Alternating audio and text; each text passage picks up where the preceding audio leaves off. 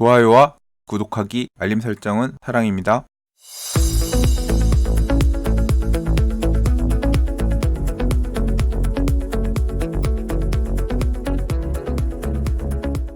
안녕하세요. 반갑습니다. 부동산입니다. 12월 18일 수요일입니다.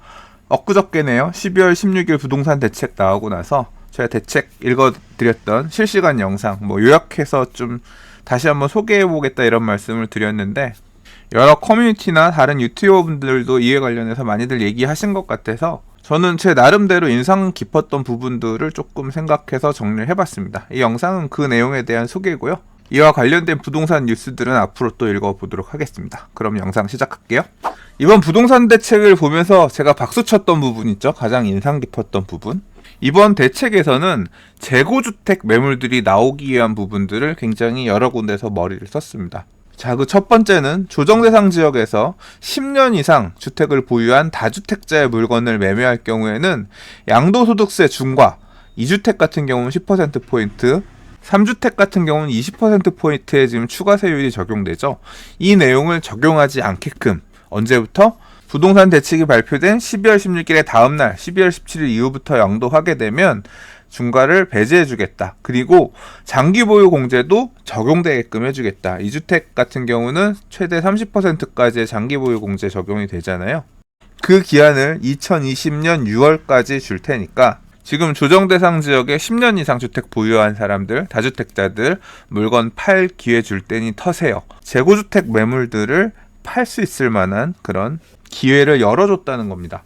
만약에요, 저는 어떤 생각이 들었냐면요, 일단 정부가 재고주택 매물이 나오기 위한 그런 대책을 펼쳐야 된다라고 하는 시장의 전문가들의 얘기에 목소리를 어느 정도 기울였다는 부분에서 굉장히 인상 깊은 대목이었고요. 그리고 만약에 이번 대책으로 인해서 부동산 가격이 안정화되는 모습을 보이면 어떨까요?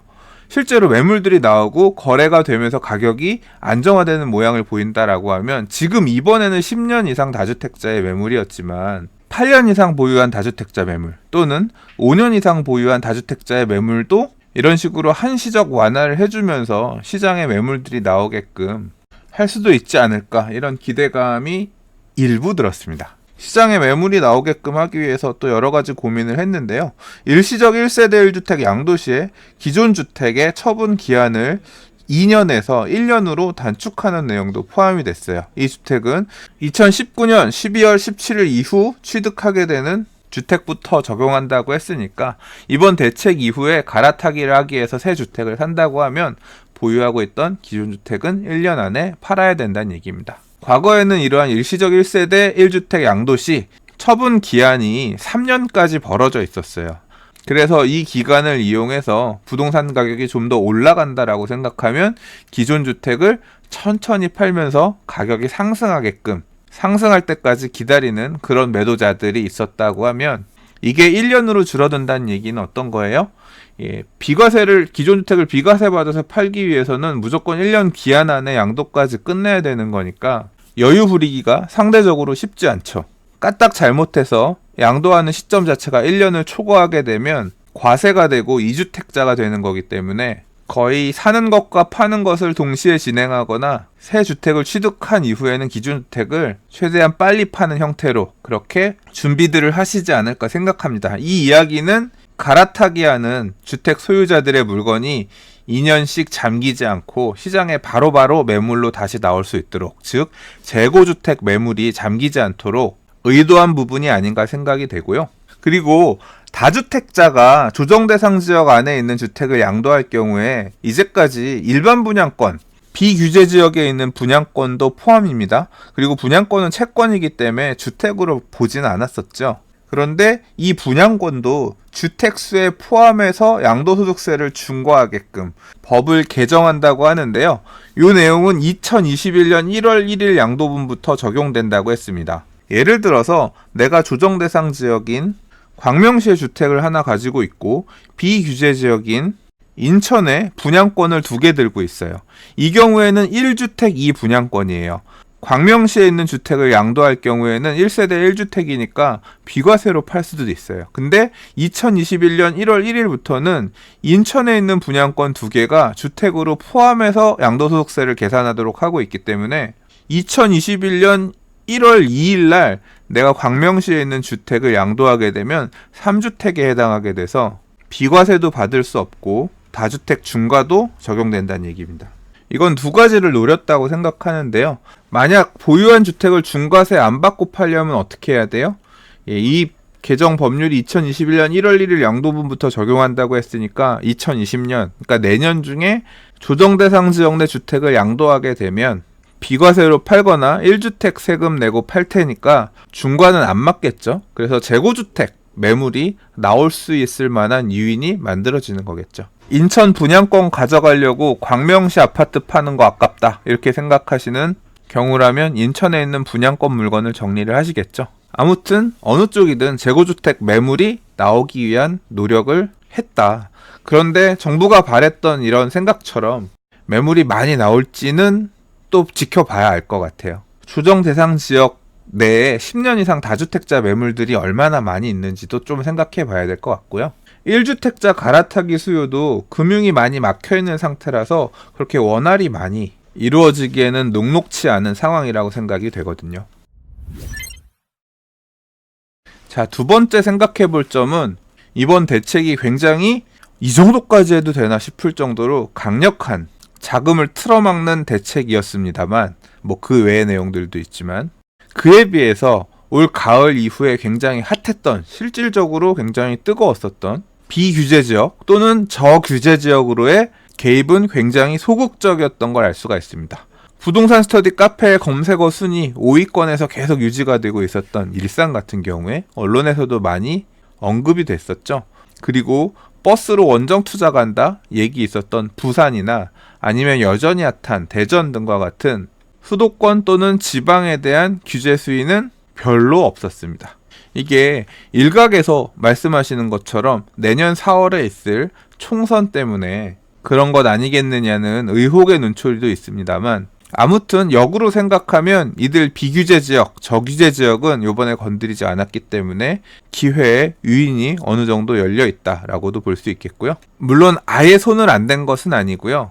제가 소극적 개입이라고 한 것은 이번에 양도소득세 단기 매매에 대한 중과를 건드렸습니다. 2년 미만의 보유 주택에 대한 양도소득세 세율을 1년 안에는 50%, 2년 안에는 40%, 2년이 넘으면 기본 세율 적용되게끔 이렇게 바꿨는데요. 지방 부동산에 갭 투자 이런 거 들어갈 때 매수했다가 1년 딱 지나고 나면 일반 세율 내고 팔고 나오는 이런 유주택자의 단기 매매 투자들 이런 것들을 막기 위해서 적어도 2년은 들고 있다가 팔아라. 비규제 지역, 저규제 지역 아예 손을 안 댈 수는 없고 이렇게 소극적으로만 규제 개입한 거 아니겠느냐 그런 생각이 들었어요. 세 번째는 신규 주택 공급에 대한 노력입니다. 정부는 이제까지 여러 부동산 정책을 발표하는 데 있어서 일관된 스탠스를 유지해왔습니다. 일각에서 이야기하는 것처럼 서울 안에 신규 주택 공급이 부족하다는 얘기는 동의할 수 없다. 주택 공급은 부족하지 않다. 다만 중장기적으로 주택 공급이 불안해질 여지도 있어서 이 부분을 보완하기 위해서 3기 신도시를 짓고 30만 원 주택 공급을 하겠다. 이런 입장이었거든요. 그래서 이번 대책에서도 주택 공급을 더 하겠다. 이런 내용은 강하게 메시지를 전달하지 않았고요.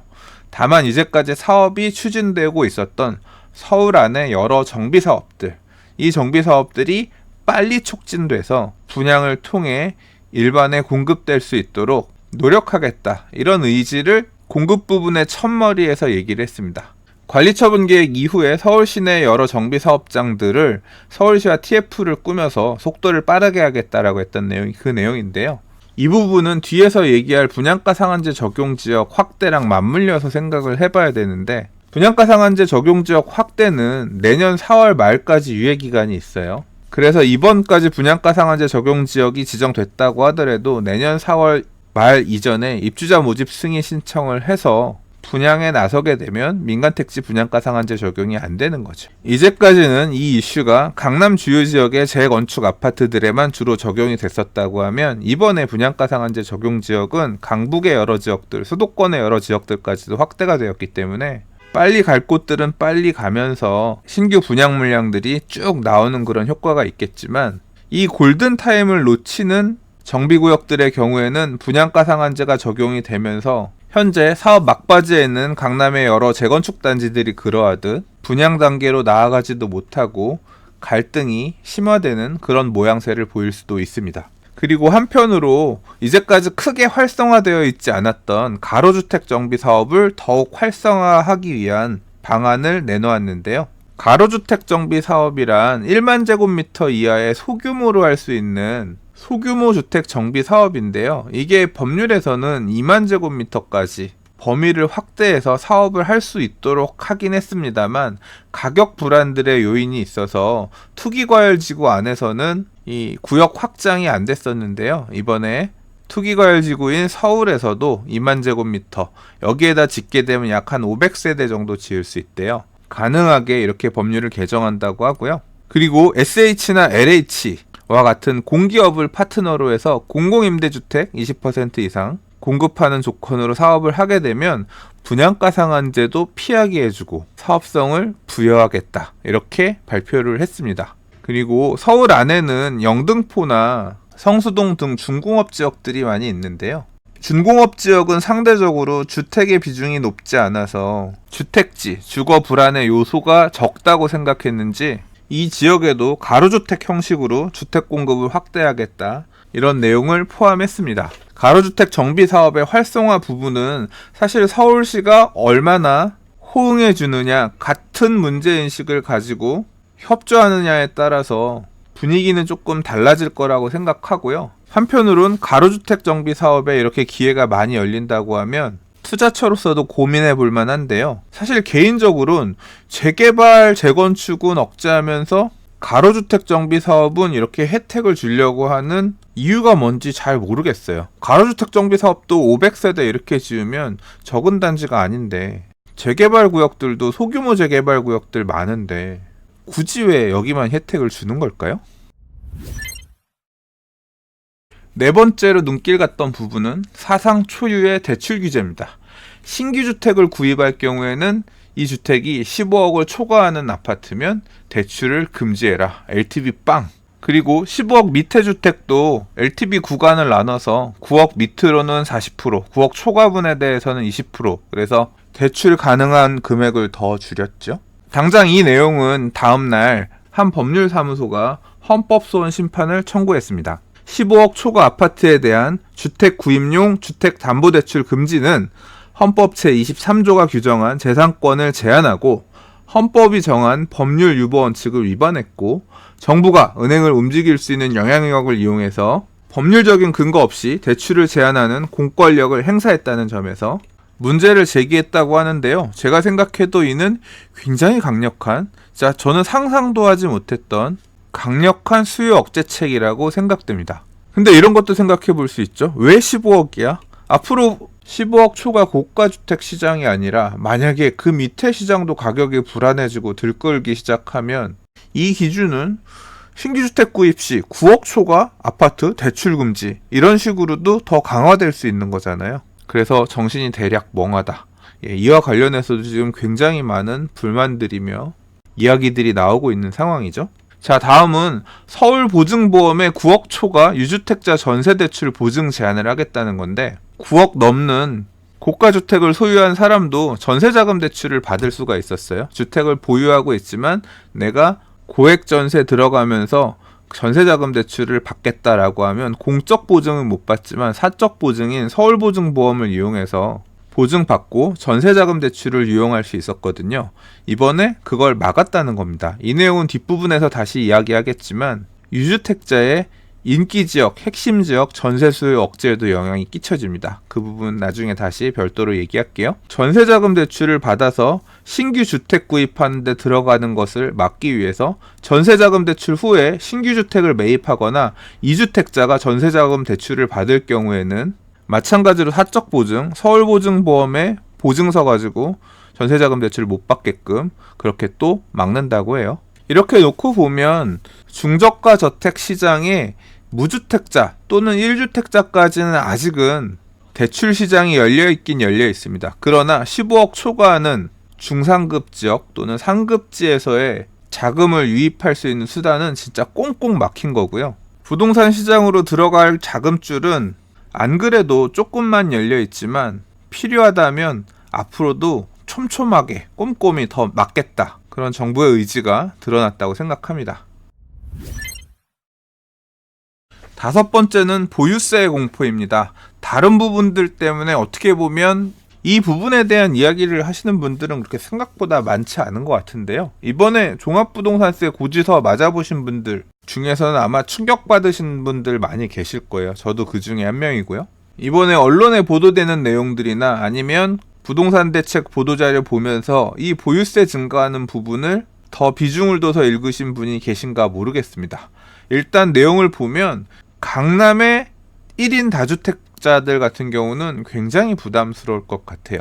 종부세율 강화했고요. 2주택자의 세부담 상한은 300%까지 확대했어요. 그리고 또 하나가 뭐냐면 주택 공시가격의 현실화율을 제고한다 그래서 단독주택 같은 경우도 공동주택에 비해서 너무 현저하게 주택 공시가격 반영 비율이 낮은 부분은 현실화한다 그랬고, 공동주택 같은 경우도 지금 이 내용이 추가가 됐는데 시가를 반영하는 비율을 가격대에 따라서 퍼센트를 바꾼다 그랬어요. 그래 보시면 30억 이상 주택은 80%, 그리고 15억에서 30억 원 사이의 주택은 75%, 이제 19억에서 10억 사이 주택은 70% 반영을 한다 그래서 주택 가격이 비싼 지역의 주택일수록 종부세에 반영되어 있는 비율이 높아지는 거거든요. 그러면 강남에 있는 비싼 아파트 두 채 이런 거 갖고 계신 분들 같은 경우는 현실화율 제고되는 비율까지 중복해서 높아지고 세율 올라가고 전년도에 냈던 세금에 비해서 3배까지 세금을 더 낼 수 있는 세부담 상한까지도 올라가기 때문에 그야말로 올해 두들겨 맞았던 건 아무것도 아닌 상황이 내년에 올 수 있다는 얘기입니다. 자, 아무튼 다주택자의 보유세는 어마어마하게 늘어날 것 같고요. 이제 그와는 별개로 1세대 1주택, 고령, 장기 보유한 소유자들의 종합부동산세는 조금 감면해주는 부분이 포함이 돼서요. 공제 한도가 약간 늘어났습니다. 약간. 자, 그리고 이 보도자료 끝에 보면 이렇게 늘어나는 종합부동산세 증가분은 서민주거복지 재원으로 활용하는 방안을 검토한다고 해서 늘어나는 보유세의 혜택을 받는 계층 또는 집단을 만들어서 유지시키겠다, 그런 의지가 읽힙니다. 자, 다음은 민간택지 분양가 상한제 적용에 대한 얘기인데요. 처음에 이 규제를 도입할 때 정부에서 뭐라 그랬냐면 핀셋 규제라고 했습니다. 가격이 불안할 수 있는 지역들, 분양가가 높아질 수 있는 지역들, 여기만 콕콕 찍어서 만약에 해당 사업장들이 허그랑 분양가 협의를 해서 저렴한 분양가 내지 않고 준공 후 분양 등 편법을 통해서 분양가를 높이면 그 지역들 분양가를 강제로 낮출 수 있도록 동별로 핀셋 규제를 하겠다라고 했는데요. 자, 이 한국식 핀셋의 의미가 이번 12.16 대책에 따라서 좀 달라졌죠. 예, 이번에 정밀 타겟팅 하겠다라고 했던 분양가 상한제 대상 지역은 총 322동으로 늘어났습니다. 자, 일단 한강을 중심으로 위아래 13개구 272개 동 전체가 분양가 상한제 적용 지역으로 적용이 됐고요. 강서구에서는 5개 동이 분양가 상한제 적용 지역이 됐습니다. 은평구에서도 7개 동이 지정이 됐고요. 성북구에서도 13개 동, 동대문구에서도 8개 동, 노원구에서도 4개 동이 지정이 됐습니다. 수도권도 지정이 됐는데요. 광명시에서 4개 동, 과천에 5개 동, 하남에 4개 동이 지정이 됐습니다. 이렇게 지정한 기준은 뭐냐? 일단 집값 상승 선도 지역, 집값이 불안하다고 생각되는 지역들 같은 경우는 동단위로 우선적으로 지정을 했고요. 광명이랑 과천이랑 하남이 투기과열지구이기도 하죠. 일단 불안 요소가 있다고 본 겁니다. 그리고 강북이나 강서 쪽에 있는 이 동단위로 분양가 상한제 적용 지역 지정이 된 곳들은 재개발, 재건축 등의 사업이 막바지에 있어서 일반 분양 물량들이 어느 정도 예상되는 지역들, 정비사업 등 이슈 지역을 중심으로 해서 지정했다고 합니다. 그래서 이들 분양 물량들도 내년 4월 말까지 입주자 모집 승인 신청을 하지 못하면 분양가 상한제가 적용되고 그에 따라서 분양가가 정해질 것이라고 생각이 되는데요. 강남의 재건축 사업들도 분양가 상한제가 적용이 되면 허그 분양 보증 기준보다 낮은 분양가가 나올 것이다. 이런 시뮬레이션 결과들이 있었거든요. 실제로 그럴지는 저는 좀 뚜껑을 열어 봐야 될 것 같다고 생각을 하는데, 이 강북에 있는 재개발 구역들도 같은 지금 입장에 놓였습니다. 만약에 이번에 분양가 상한제 적용 지역 지정된 것 때문에 관리처분 계획 때 수립했던 예상했던 일반 분양가보다 분양가가 많이 낮아지게 된다면 수입이 줄어들기 때문에 그 부분에 대해서 조합원들은 추가로 부담을 해야 되는 금액들이 생길 거란 말이에요. 이제 이걸 어떻게 처리할 것이냐. 강북의 주요 재개발 구역들도 강남의 재건축 단지들처럼 이 고민을 해야 하는 상황이 되었습니다. 12.16 대책 이후에 분양가 관련해서 말들이 좀 있었던 일부 재개발 구역 같은 경우는 허그의 분양보증 기준 받아들이고 분양가 상한제 유예기간 전에 일반 분양 나선다, 그런 이야기가 들리더라고요. 때문에 내년 4월에서 5월까지 많은 단지들이 일단 물량을 밀어내는 모습들도 보일 것 같습니다. 그러나 5, 6월 이후에는 어차피 분양가 상한제가 적용되는 것이 기정사실화되었기 때문에 선분양으로 갈지 준공 후분양으로 갈지 아니면 다른 선택지가 있을지 조합원들 간에 판단들을 하셔서 진행할 것 같습니다. 그 과정에서 갈등도 어느 정도 있을 거라고 보여지고요. 둔촌 주공 아파트나 강남의 여러 재건축 사업장들이 어떻게 움직일 것이냐, 이런 부분들을 많이 벤치마킹 하겠죠. 부동산 시장으로 들어가는 자금줄을 잠그기 위해서 10억 초과하는 아파트 구입 시 대출 금지라고 하는 초강수를 뒀는데요. 한편으로는 대출을 안 받고 이런 고가주택을 사려는 사람들에게도 강력한 경고 메시지를 던지고 있습니다. 그냥 비싼 집 살 생각을 하지 마. 고가주택 자금 출처 국세청 전수 분석한다고 했고요. 탈세 혐의가 보일 경우에는 예외 없이 세무조사 한다고 했습니다. 그리고 법인 부동산 투자 칼질을 가해질 것 같다. 부동산 TV에서도 여러 번 이야기했고, 실제로 다주택자들이 우회해서 다주택을 하기 위해서 법인 만들어가지고 공격적으로 투자하는 분들 많이 있었죠. 다주택을 피해 만든 부동산업 법인 세금 탈루염이 있으면 자세히 보겠다, 국세청에서 정밀 검증하겠다라고 합니다. 그리고 부동산 거래 신고할 때 자금 조달 계획서 제출해야 되는 지역 확대하고요. 신고 항목도 구체화해서 어디서 어떻게 돈 조달해가지고 구입했습니다. 신고하게끔 늘리는 내용 포함됐고요. 기존의 투기과열지구에서만 이 내용 보던 거 청약 조정 대상 지역 3억 이상 주택, 그리고 비규제 지역까지도 이 내용을 확대해서 6억 이상 주택 취득할 경우에는 자금 조달 계획서 내라고 했습니다. 그리고 투기과열지구 안에서 9억 초과하게 되는 고가주택을 거래할 때에는 실거래 신고할 때 자금 조달 계획서만 제출하는 게 아니라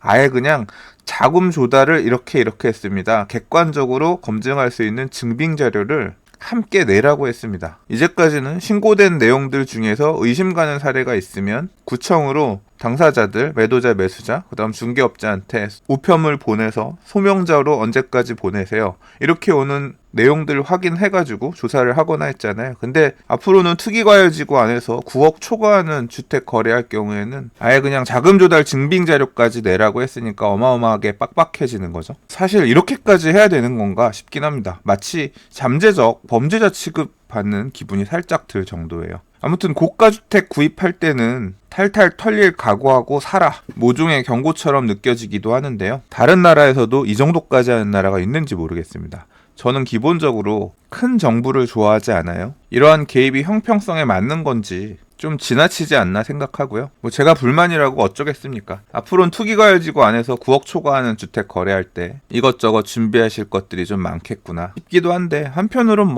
국세청에서 자금 출처 전수 분석한다고 했는데 미리미리 증빙 자료 맞춰서 준비해 놓는다 생각하면 차라리 나으려나요?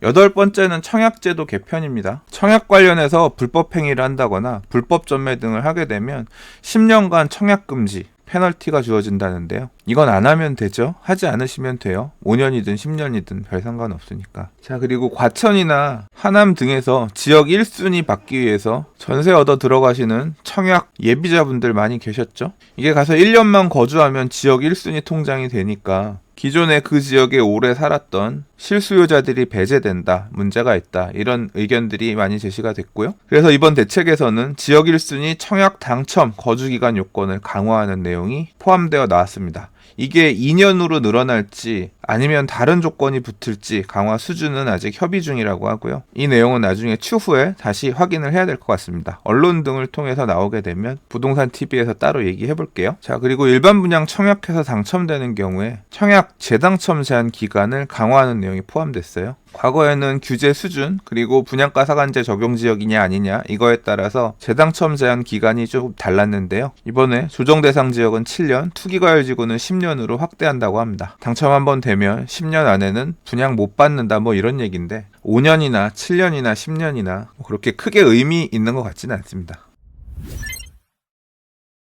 자, 그래서 어떻게 될 것 같냐. 이제까지 나왔던 내용들을 좀 생각들을 정리해 볼게요. 정부는 이래도 되나 싶을 정도로 수요를 극도로 억제하는 가운데 재고주택 매물을 쥐어짤 만한 유인을 만들었어요. 그리고 이제까지 여러 부동산 정책을 내놓으면서 주택의 공급은 부족하지 않다.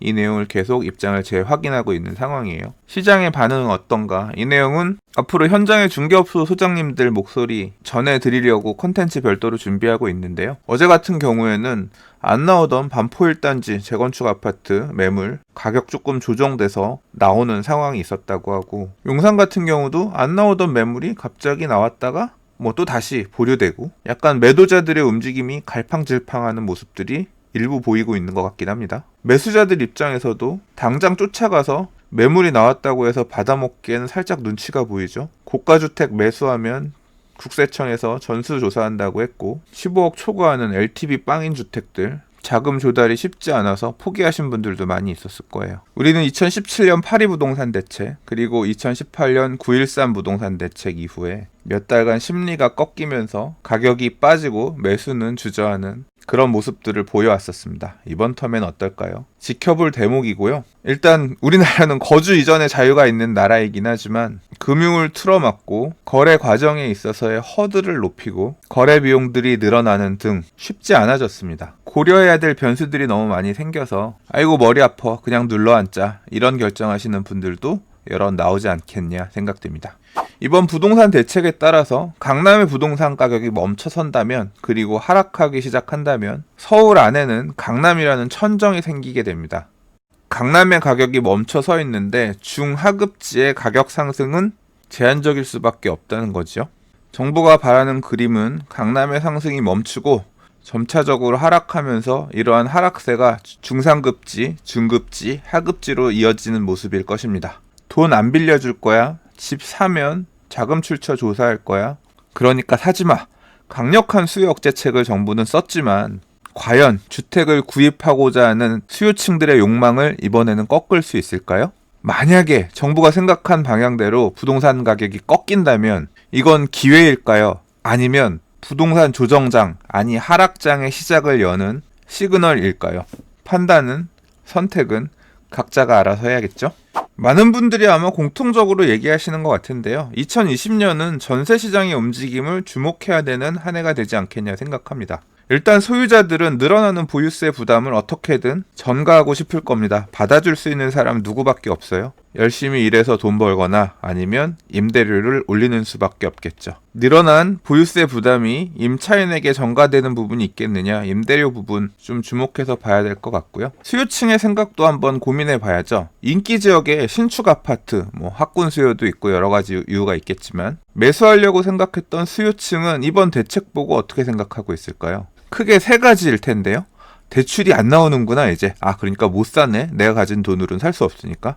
대출이 나오는 구간까지 집값이 빠지면 그때 사야겠다. 이렇게 판단할 수도 있을 거고요. 내가 어떻게든 살려고 그랬는데 대출이 안 나온다.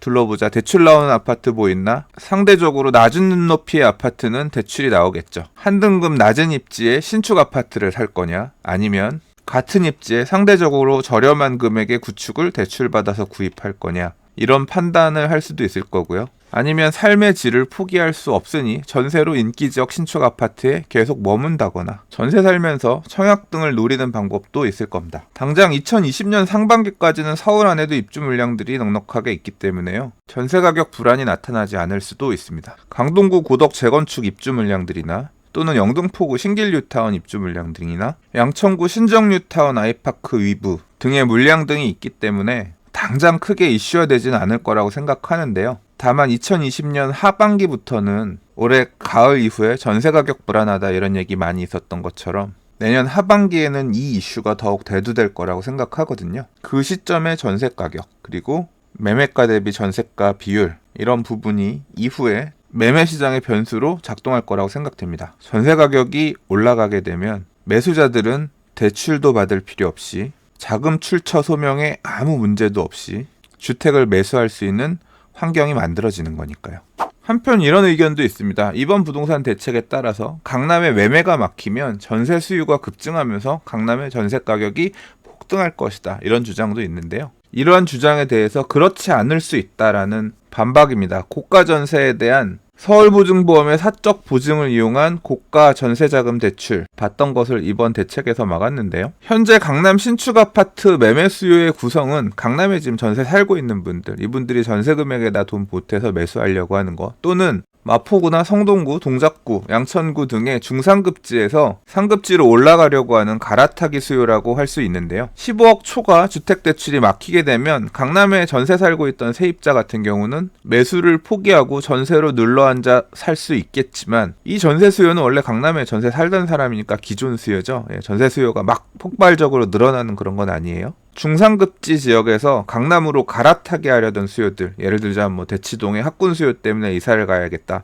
사서 이사 가야지라고 생각했던 분들이 있을 수 있잖아요. 이분들이 매수로 들어갈 수 없다면 전세로라도 들어가야지 생각하면서 강남권 전세 시장에 추가 수요로 들어올 수 있는데, 문제는 이번 부동산 대책에서 시가 9억 원을 초과하는 주택 보유 차주에 대한 사적 전세 보증 대출 보증 제한을 신설했거든요. 그래서 마포구나 양천구, 성동구 등의 주택을 보유하고 있는 소유자가 강남으로 전세 들어가려고 전세자금 대출을 받으려면 보유하고 있는 주택을 팔아야 받을 수 있는 상황이 생기는 거예요. 또는 살고 있던 집을 팔고 그 돈 갖고 강남에 전세 들어가야 되는 건데 무주택자가 돼야 된다는 거잖아요. 상급지로 옮기고 싶긴 하지만 무주택자가 되어가면서 전세 들어가는 선택 쉽게 할 수 없겠죠. 그래서 강남 지역 전세 시장으로의 추가 수요 증가는 제한적일 수 있을 거다, 이런 의견도 있습니다. 정부는 이번 부동산 대책에서 시장의 수요를, 유동성을 잘 잠근다면 관리 가능하다라고 보는 것 같아요. 그리고 앞으로 신규 주택 공급은